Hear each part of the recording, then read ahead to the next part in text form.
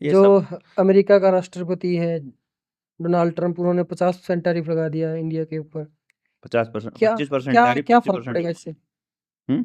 क्या फर्क पड़ेगा इससे? देखो राहुल भाई, एक बात समझ लीजिए, हम्म और ये बात मैं अपने देश के लोगों को बार बार बोलता रहा हूँ। हम्म इस देश के अंदर 2030 के बाद की तैयारी चल रही है। 30 के बाद की? हाँ। 5 साल अभी है 30 और में। ना कि इस देश में, पूरी दुनिया में। ना ना ना, 5 साल नहीं है आपके पास। इस 5 साल में वो क्या करना चाहते हैं?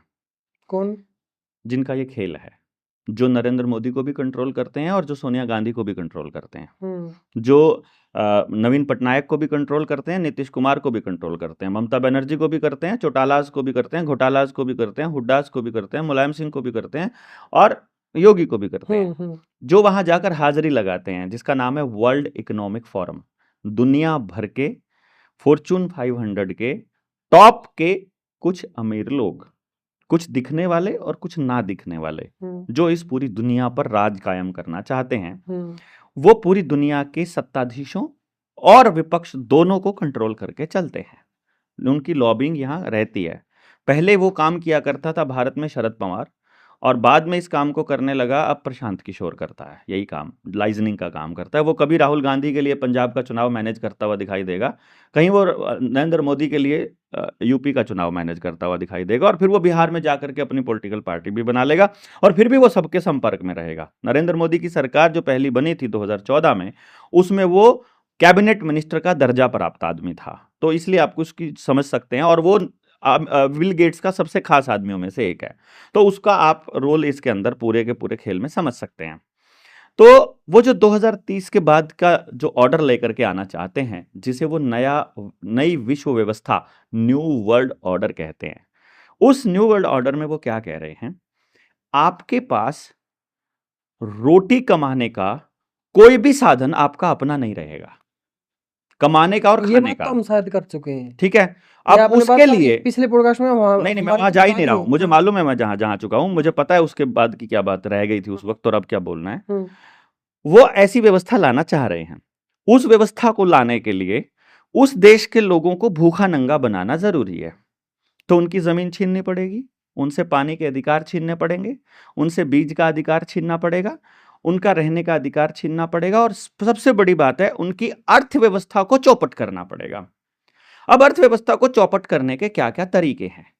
अर्थव्यवस्था जिन सिद्धांतों पर टिकी हुई है, उन सिद्धांतों को हटा लो तो गिर जाओगे। जिस चीज पर कोई चीज टिकी है, हम्म उसको हटा लो नीचे से, तो आप नीचे से गिर जाओगे ना। अपन कुर्सी पे बैठे हैं, कुर्सी हटा लो, कुर्सी गिर की जाएगी, हम भी गिर जाएंगे। तो आपका केवल बेस आपसे हटाना है, यानी आपसे केवल आपका बेस छीनना है, तो पूरी की पूरी अर्थव्यवस्था डूब जाएगी। डूब जाएगी कि नहीं डूब हम्म जाएगी? अच्छा, मैं जो आपको कहने की कोशिश कर रहा हूं वो ये है कि अपनी अर्थव्यवस्था को वो किधर लेकर के जा रहे हैं, इसको समझिए। हम्म हमारे लोगों का पैसा कहां जा रहा है? ध्यान से अगर ऑब्जर्व करेंगे, हम्म तो सुबह उठने से लेकर के रात तक आप जो भी काम करते हैं, आपका पैसा दो जगह जा रहा है। या तो किसी मल्टीनेशनल कंपनी के पास, हम्म जिसका सीधा सीधा कंट्रोल वर्ल्ड इकोनॉमिक फोरम के पास है, हम्म या किसी, चाहे टोल में जा रहा है, चाहे जूते में जा रहा है, चाहे पेट्रोल डीजल में जा रहा है, चाहे मकान के इंस्ट्रूमेंट्स में जा रहा है, चाहे इलेक्ट्रॉनिक इंस्ट्रूमेंट्स में जा रहा है, चाहे बिजली में जा रहा है, कहीं भी जा रहा है, वो सारा के सारे वहां से चलते हैं। और दूसरी जो चीज है इसके अंदर, जो आपका पैसा जा रहा है वो बैंक में जा रहा है। तो दो ही जगह पे जा रहा है सबका पैसा। हम्म बैंक भी उन्हीं का, मल्टीनेशनल कंपनीज भी उन्हीं की, और सारा पैसा जा रहा है। और फिर उससे भी बड़ी बात यह है कि जितनी दूसरी कंपनियों में जा रहा है, चाहे वो आउटसोर्सिंग की कंपनियां हैं या छोटी कंपनियां हैं, उनको या तो अडानी या अंबानी या उनके समकक्ष का कोई आदमी खरीद रहा है। बंदे की कंपनी की कीमत 100 करोड़ है, वो उसे 150 करोड़ में खरीद खरीद लेता रहा है। है 50 करोड़ फालतू हाँ, देगा। फालतू दे करके। किसी ने यहाँ पर अपना स्टोर बनाया मेहनत से, और उसका पूरा नेटवर्क बना कस्टमर्स का, उन्होंने कहा मेरी कंपनी की कीमत अब 50 करोड़ हो गई है, मेरे ऊपर लोन जो है वो 80 करोड़ का है। तो एक कंपनी आएगी, वो बोलेगी तुम्हारा लोन उतार देंगे, ऊपर से 50 करोड़ या 100 करोड़ और पकड़ो, और मुझे ये सारा का सारा डेटाबेस मुझे दे दो, सारा स्टोर भी मेरे और सब कुछ मेरा। अल्टीमेटली वो वहीं चला गया सारा बिजनेस। हम्म अब इस देश के अंदर हमारे पास, जो लोगों के पास पैसा बचा वो, और देश की अर्थव्यवस्था बची वो, देश में गृह मंत्री, वित्त मंत्री और प्रधानमंत्री बोलते हुए नजर आ रहे हैं कि हम 3 ट्रिलियन की इकोनॉमी को क्रॉस कर चुके हैं और 5 ट्रिलियन की इकोनॉमी के नजदीक जा रहे नजदीक हैं। जा रहे हैं। अब 5 ट्रिलियन पैसा वो है किसके पास?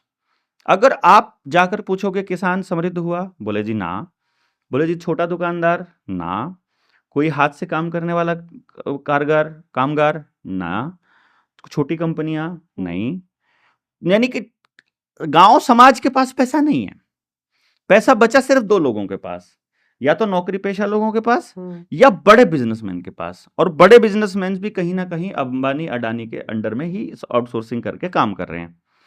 अर्थात इस देश की अर्थव्यवस्था को यदि एक झटके में खत्म करना हो तो जो देश के टॉप इकोनॉमी वाले जिनके पास पैसा हुआ है उनको शेयर मार्केट के थ्रू आउट कर दो, मार्केट से उनके शेयर गिरा दो। एक ही रात में 20 लाख करोड़ का नुकसान हो गया। देश का 1 साल का बजट वो एक झटके में खा जाते हैं और हमें पता ही नहीं चलता। और वो सारे के सारे इन्वेस्टर्स रिटेल इन्वेस्टर होते हैं, छोटे छोटे इन्वेस्टर। किसी ने 1 लाख इन्वेस्ट किया हुआ है, किसी ने 15,000 किया, किसी ने 50,000 किया हुआ है, किसी ने 5 लाख किया, इतना ही किया हुआ है। छोटे छोटे शेयर मार्केट वाले, बड़ी मुर्गियां पैसा कमा रही होती हैं। वो पैसा सारा जा कहां रहा है? रिटेल का सारा शेयर मार्केट में उन्हीं के पास। अब इधर से तो ये उड़ा दिया जाए। और दूसरा जो आपने ट्रंप का बोला, टैरिफ वाला खेल, आज भी पूरी दुनिया के अंदर जो 2030 के बाद की जो तैयारी चल रही है उसमें अमेरिका का जो प्रतिनिधित्व है और उसका जो प्रभुत्व है और उसकी जो ताकत है जो पूरी दुनिया को लीड कर रहा है जो इस टाइम पर, उसको बदलने का प्लान है। वो या तो रशिया को दिया जाना है या चाइना को दिया जाना है। और इसी जद्दोजहद में, इसी प्लानिंग के तहत, इस योजनाबद्ध के तहत, ये पूरा का पूरा योजनाबद्ध है। मैं आपको फिर से बता रहा हूं, आप लोगों को लग रहा होगा रशिया और अमेरिका और चाइना का कोई युद्ध है या उनके बीच में कोई टसल है। उनके बीच कोई टसल नहीं है। वो बिल्कुल अंडरवर्ल्ड के गुंडों की तरह बिहेव करते हैं कि भैया तुम ह्यूमन ट्रैफिकिंग में काम करते हो, मैं नशा बेचने का काम करता हूं, तो मेरे नशे वाले बिजनेस में तुम इंटरफियर नहीं करोगे, तुम्हारे ह्यूमन ट्रैफिकिंग में मैं बीच में नहीं आऊंगा। वो एक देश देखो ध्यान से, चाइना आपको प्लास्टिक और इलेक्ट्रॉनिक की सप्लाई कर रहा है। रशिया और अमेरिका इन दोनों में से कुछ भी आपको नहीं दे रहा है। रशिया और अमेरिका बीच में नहीं घुसता है चाइना के, ठीक है। रशिया आपको हथियार दे रहा है, अमेरिका उसमें बीच में नहीं घुसता है। फ्रांस से ले लिया हमने, क्यों नहीं? वो तो नहीं घुसता ना वो भाई। पूरे 5 साल आपको कहीं घुसता हुआ नजर नहीं आया। अभी आपको इसलिए घुसता हुआ नजर आ रहा है क्योंकि ये बदलना है। क्योंकि अमेरिका को जिसने ताकत दी है, जिन यहूदियों ने ताकत दी है, जो पूरी दुनिया को कंट्रोल कर रहे हैं, वही मालिक हैं रशिया के, और वही मालिक हैं चाइना के, और वही मालिक हैं भारत के। तो भारत का प्रधानमंत्री भी उन्हीं के हिसाब से अगर बना हुआ है तो उन्हीं के हिसाब से, स्क्रिप्ट के हिसाब से बोलेगा। तो ये टसल दिखाया जाता है। युद्ध अपने आप से कभी नहीं होते हैं, युद्ध करवाए जाते हैं। ये आपको एहसास कराया जाता है कि अभी उसने बयान दे दिया, अभी उसने बयान दे दिया, अब तनाव बढ़ गया, अब सेना तैयार हो गई, अब ये हो गया, अब ये हो गया। उनको अपने हथियार बेचने हैं, उनको अपनी ताकत को इधर से उधर शिफ्ट करना है। तो उसमें टशन दिखाया जाता है जैसे 2 भाई आपस में दुनिया को दिखाने के लिए लड़ाई कर लें। जैसे कई बार ऐसा होता है, वो कह देते हैं तुम मुझे कागजों में ना घर से बेदखल कर दो, ताकि डॉक्यूमेंट में ऑफिशियली आपके ऊपर कोई कार्रवाई ना हो सके। तो ऐसा करके अब अमेरिका के डॉलर के ऊपर निर्भर करती है अपनी अर्थव्यवस्था। भारत का रुपया, वो कहते हैं, हमने कहा जब हमने आरबीआई से भी पूछा था रुपए के ऊपर कि तुम्हारा रुपया छपता किस बेसिस पर है, तो वो कहते हैं विदेशी मुद्रा भंडार के ऊपर है। विदेशी मुद्रा भंडार का पैमाना क्या है? बोले डॉलर है। यानी डॉलर उड़ जाए तो भारत उड़ जाएगा। अगर आपका बेस अगर डॉलर सारे यूट्यूबर भी उड़ जाएंगे, सारे सब उड़ जाएगा, टोटल पूरी अर्थव्यवस्था उड़ेगी। ठीक है।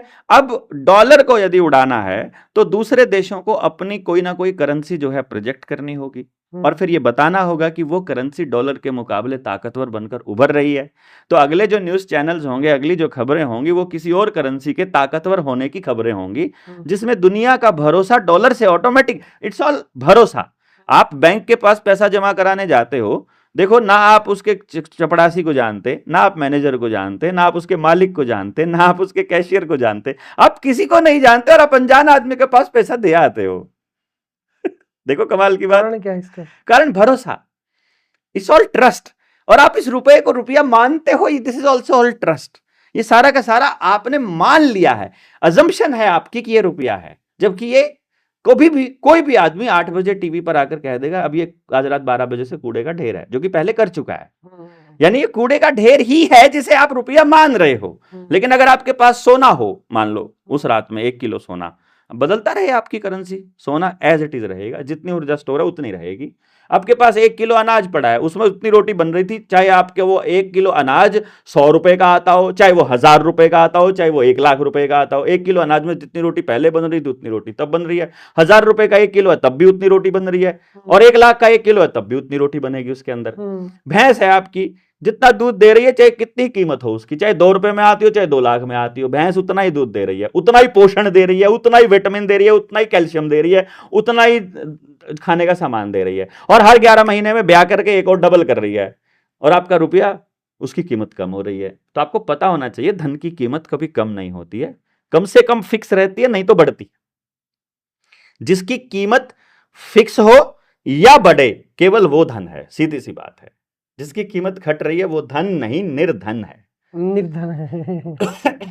तो वो कागज के ढेर हो जाएंगे। तो इसीलिए क्या है अब कि वो कागज के ढेर हो जाए अगर डॉलर, तो आपकी अर्थव्यवस्था भी ढेर हो जाएगी, और अर्थव्यवस्था ढेर हो जाएगी तो आपके पास कुछ बचेगा नहीं, और आपके पास कुछ बचेगा नहीं तो आपको सरेंडर करना पड़ेगा। जब आप सरेंडर कर देंगे, वही तो वो चाहते हैं कि सरेंडर हो जाए, वही तो चाहते हैं ना, आप पूरी तरह से उनके ऊपर निर्भर और पूरी तरह से उनके कंट्रोल में, यही वो चाहते हैं। तो आपका भोजन भी उनके कंट्रोल में हो, आपका पानी भी उनके कंट्रोल में हो, और आपका बोलना भी, आपका चलना भी, आपका आवागमन भी, बस। और क्या चाहते हैं वो, यही चाह रहे हैं। तो इसी का एक अंग है टैरिफ को बढ़ाना, घटाना, बयान देना, बकवास करना।